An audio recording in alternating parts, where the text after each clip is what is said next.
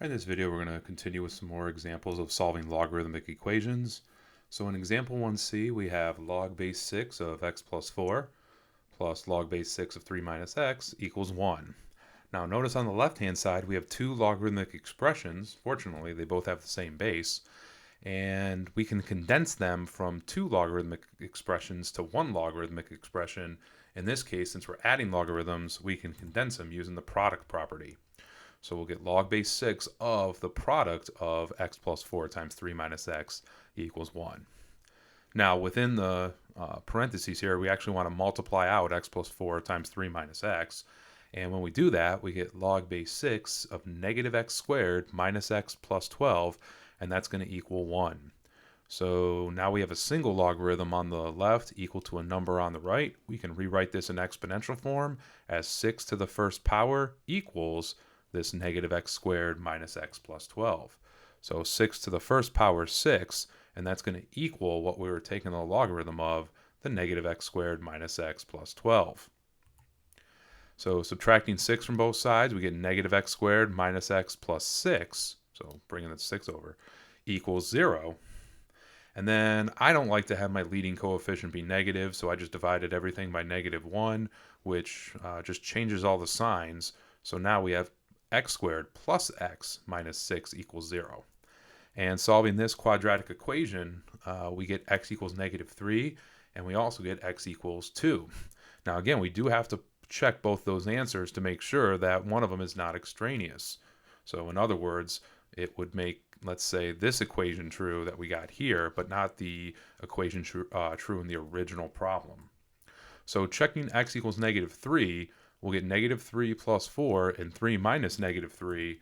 Those actually both work out all right. So negative 3 plus 4 is 1. Log base 6 of 1 is 0.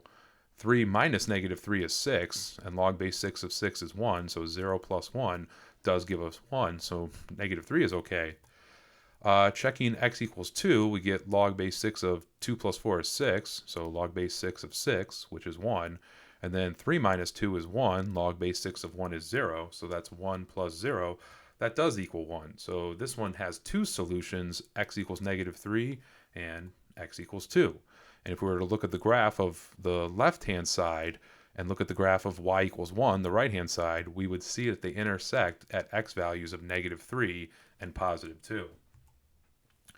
Part D, we have log base 7 of 1 minus 2x equals 1 minus log base 7 of 3 minus x.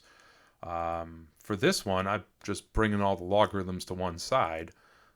So we get log base 7 of 1 minus 2x, and then we'll add log base 7 of 3 minus x to both sides.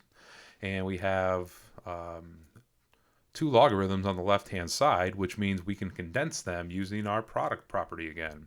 So we'll have log base 7 of the product of 1 minus 2x times 3 minus x, and that's all going to equal 1.